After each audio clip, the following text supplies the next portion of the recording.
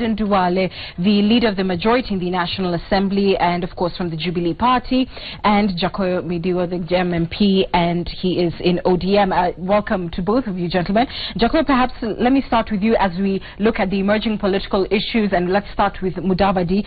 He's on the record being in talks with yourselves and now reaching out to other political parties. You've seen the number of votes that he garnered nationwide, 450,000 in that region in the last general election. What exactly does he bring to the table that would make him an attractive candidate for ODM, for CORD to form an alliance with? Well, the unity of the country. I think the opposition, everybody needs to come together against the sitting government. And I think you get a lot more votes than Musalia got if people are together. I've said many times that the opposition must rise, unite, and save this country. I think this country is headed south. I think another 5 years of Jubilee, there will be no country to speak of. It is unfortunate, some of the utterances you hear from people in opposition who, when people say it's my turn, I've been shortchanged and all that, I think we need to supersede that in our thinking. So what he brings for you is the image of national unity. I think so, and I think Mem is quite a nice guy. I think so. If last time, remember, because he's nice, he was poached by PNU to become the running mate in that, and then somebody created something called Amani. You know how he was shortchanged. He was duped to divide us. I think now we are smarter. You know, they always say to make a mistake it's not criminal, so to speak, to translate Kiswahili into English, but to redo the mistake, to go back to the same mistake. Right. You have then really committed a crime. Let me prod your thoughts on one more issue before I bring in Honorable Duale. Mudavadi is talking about a national super alliance, NASA, if you like. How does this sit with ODM and then with larger CORD in terms of being the umbrella coalition to put to Kenyans when going to the next general election? Well, that is probably the only way you can call it. I think the unity to be created must be predicated around or upon imagination of people massively coming together to save this country. And I think in that alliance, I think many issues will be put on the table. I think it's a bit too early. I think now people have to get used to one another and to the idea. But I can tell you, I was there in 2002 when people told us that it would be impossible to remove Moi from power. In fact, the person, Raila said, Tosha had said to remove Moi from power was harder than, it was like imagining cutting a mugumu tree with a razor blade. But Moi went. So in my view, I mean, Duale shouldn't sit pretty. Oh yeah, he's gone. His days are now okay, apparently, sir. Finally, as I went up with you, so in a national super alliance, what position do you envision Mudavadi would hold? It would be foolish to talk about our secrets on national television. How is that a secret? It's nobody knows. It's fairly common knowledge that he is unlikely to be the presidential contender. How? Musalia Mudavadi, Kalonzo Musyoka, Moses Wetangula, all these people being talked about. Any Kenyan can be president. all somebody needs to become a president is to be above the age of 35. No, I mean in terms of political arithmetic, you've seen the numbers. We've seen in his own backyard, Honorable Raila Odinga garnered more votes than him in the last general election. It's quite unlikely that you would front him against perhaps the clout of other opposition leaders.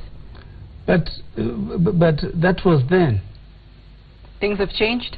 A lot of things will change in this country. Let me just tell you, since the advent of multipartyism, where have things been have things not changed when people are going to the next elections? Things will change in this country. In fact, I think it's the politicians who don't believe or see that the public wants change. You know what? One of the things which I find appalling is that we come to a forum like this and we don't talk about issues that affect Kenyans. We talk about individuals. And I think it would be very nice for this country to begin talking about the economic downturn, issues of corruption and all that. You know, if you held leaders to account, leaders who are coming in would be talking about what they would do with the presidency. Now when a leader says, make me a president because I'm a Luo, what are you going to do with the presidency? You know, really, all over, I always watch this American politics.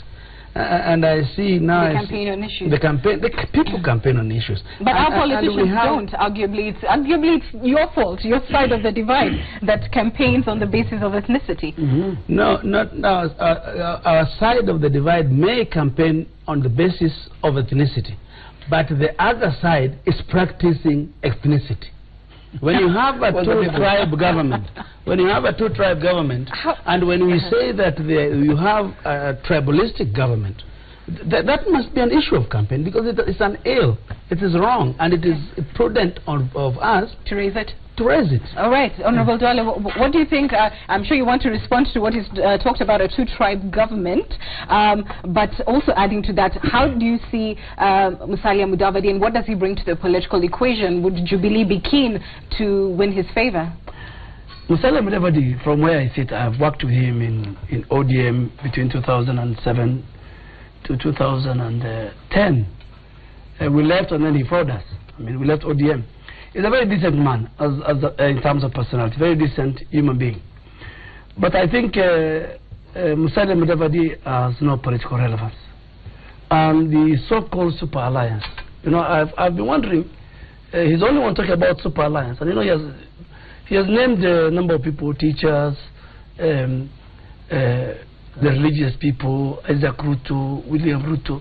You know, when companies are merging from a business point of view, what counts is what do you bring on the table. I mean, what are the shares? And what is the narrative? What is there for the people? You're saying he brings nothing? So he brings nothing. The people he names, Isaac Ruto, Isaac Ruto will bring nothing. Musalia Mudavadi lost in his own county, Vihiga, to Raila Odinga. Eugene wants to finish. For you? And Musalia Mudavadi lost in Vihiga to Raila Odinga. Musalia Mudavadi is not known now outside Vihiga and Western Kenya. And I think if you look at the politics of our country, if you look at Raila Odinga, William Ruto, Uhuru Kenyatta and Kalonzo Musyoka, for example, at least they will come with a basket full of their regional votes. That is not the case for Musalia Mudavadi. That might not be the case for Moses Wetangula. So there are too many, you know, people... You're saying he's a nice guy but irrelevant. Politically he's very irrelevant, I don't think. That's number one. Number two, so the Super Alliance is a creation of, you know, creating hope to people that I am there.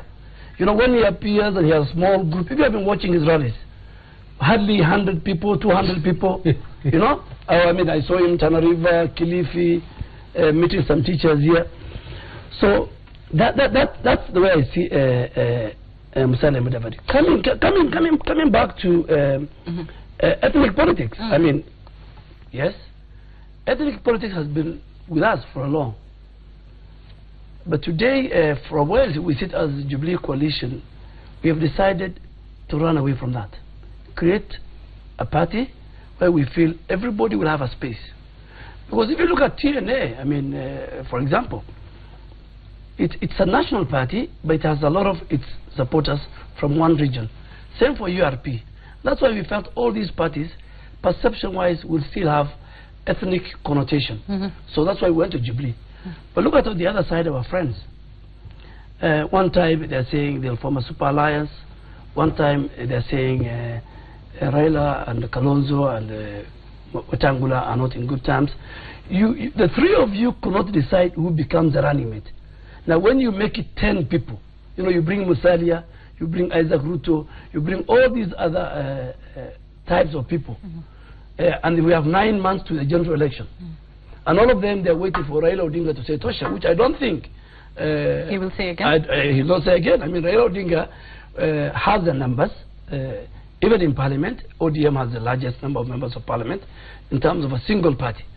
So everybody is coming to this super alliance, hoping that we will have a scenario of 2002. And Kenya has completely shifted from 2002.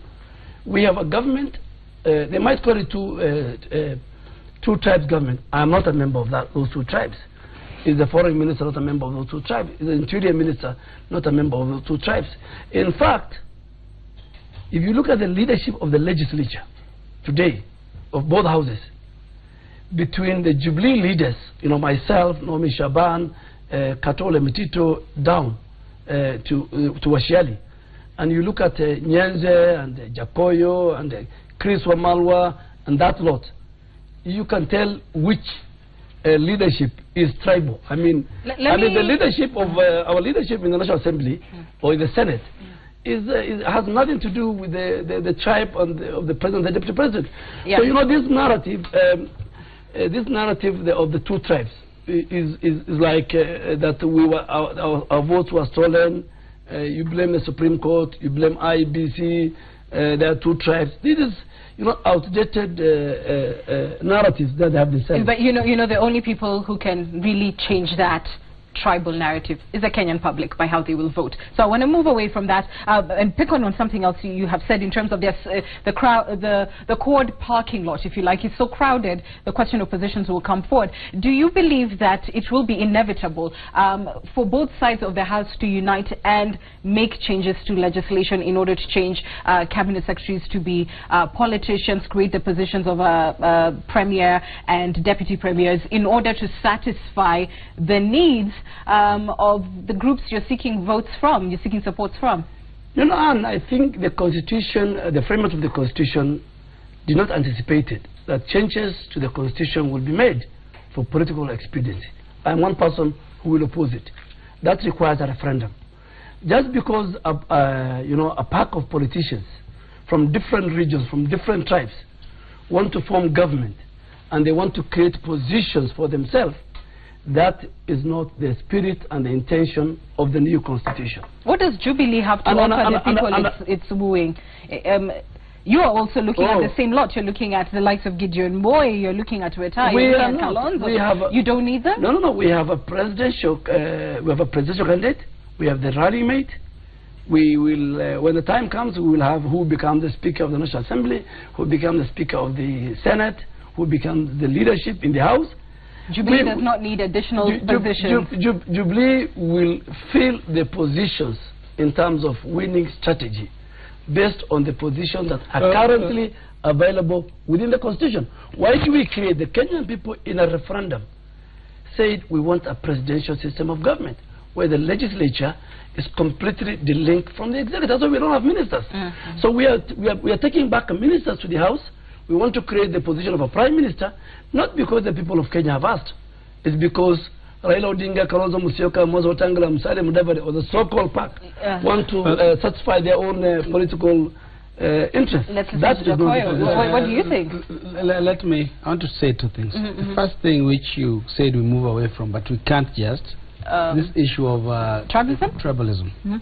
Last week in Parliament, we passed the membership of the CBK board, Central Bank of Kenya. 2 tribes. Tell me which one is not constituted by just 2 tribes. I want my colleague here, because there were 4 members and there were 5 members, and only there was 1 Kikuyu and 1 Kalenjin. The rest were Kenyans or other tribes. So how does that and become... And arguably the Kikuyu and Kalenjin are also Kenyans. They're also Kenyans, yes. No, yes. But So if there's no Luo and there's no Kamba and there's no Luhya, in any list, it becomes tribal. And which list are they on? In fact, your wing of the Jubilee coalition has actually made it a practice to kick those tribes you are naming out, even sweepers. That is what our people are. Do you know the governor of Central Bank? Before this good governor was brought, there was an acting Masai there. You know why he was never made?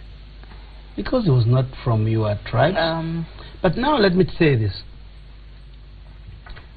This issue about creating positions is really not a Kodi issue. Personally, if you ask me, how I wish you could have the Serena model. Because I think there's too much pressure on the presidency. That is one issue. Sorry, say that again. There's too much pressure on the presidency. On the presidency, right. Because everybody wants to be president. And the way this country has been primed, everybody wants to be at the top. I think this country needs to sit down and talk with itself. Reduce the number of MPs and the MCAs and the senators or governors, but create a way that the country can work together at the top, because that is a big issue on the streets, and it is true as it were.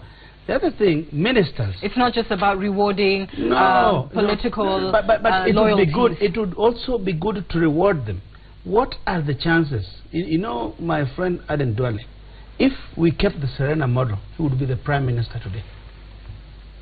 You know, he's losing out. No, it's not even him. It's not about him. I'm just giving an example. Right. What are the chances that a Rendile can be anything? One of the examples I always give Kenyans, the late Bonaya Godana.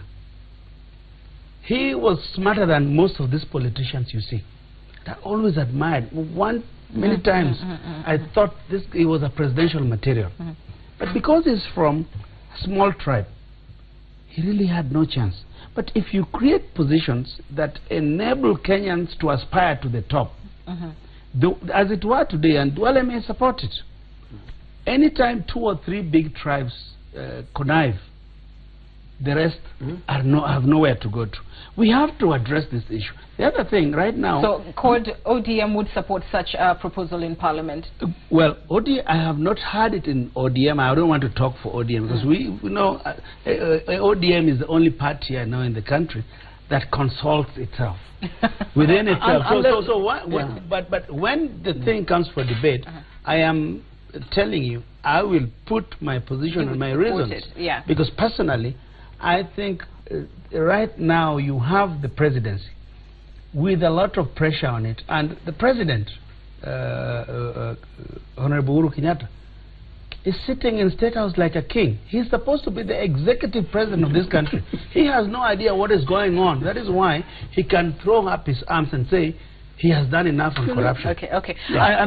I think, Anne, let's go back to 2010 constitution making process.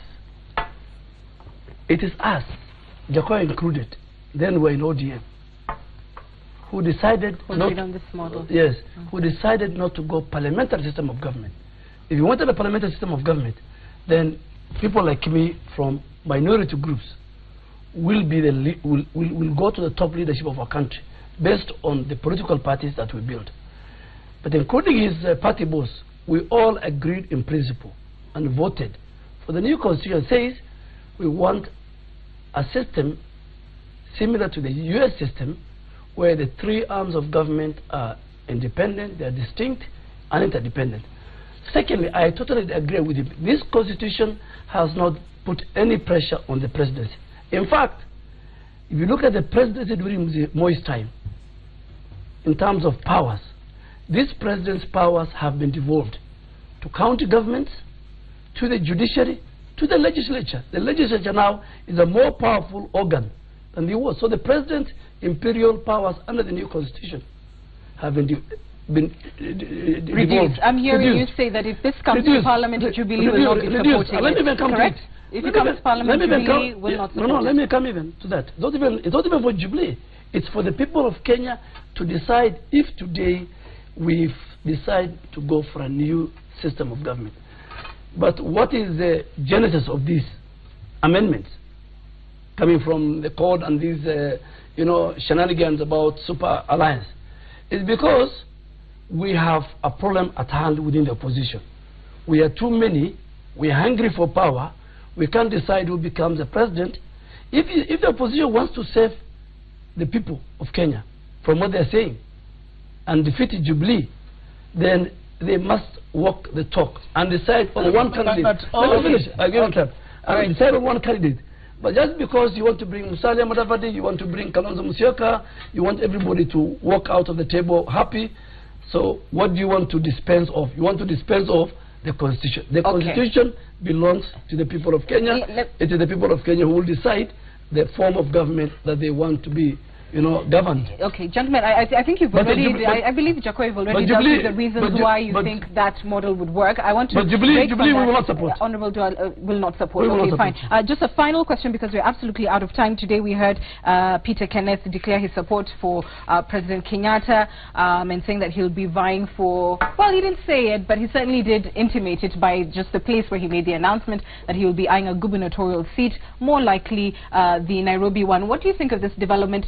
Does Peter Kenneth's support change the equation for the Jubilee Party? Does he bring anything to the table?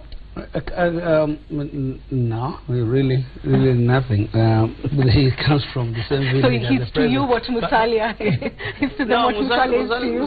Musalia is very significant. But I can tell you the issues that, two things that I want to say about it. The first one is that my friend Peter, PK, he said something I really hated when I saw it on TV. Okay.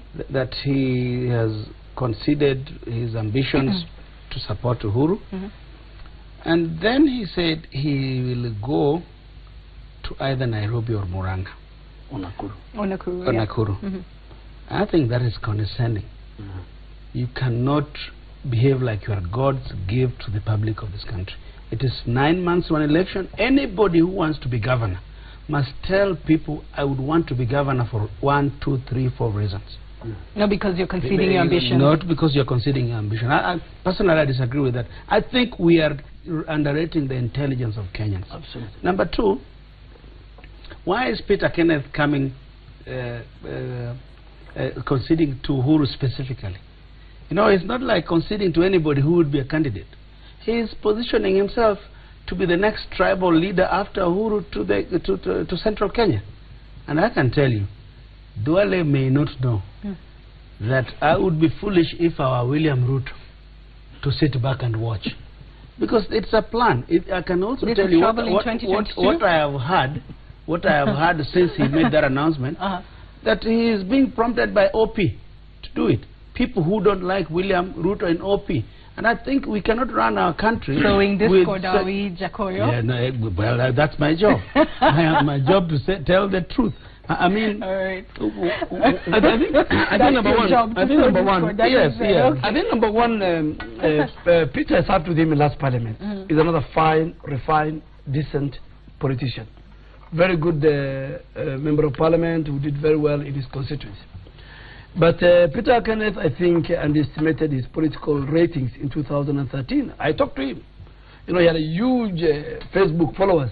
Social media is dangerous? No, and in the general election, those huge followers in the Facebook disappeared. And he only got, I think he did very badly, 71,000 votes. And for him to survive in the years to come, in the Kenyan politics, he needs President Uhuru Kenyatta more than anybody to start with, from the region that he comes from.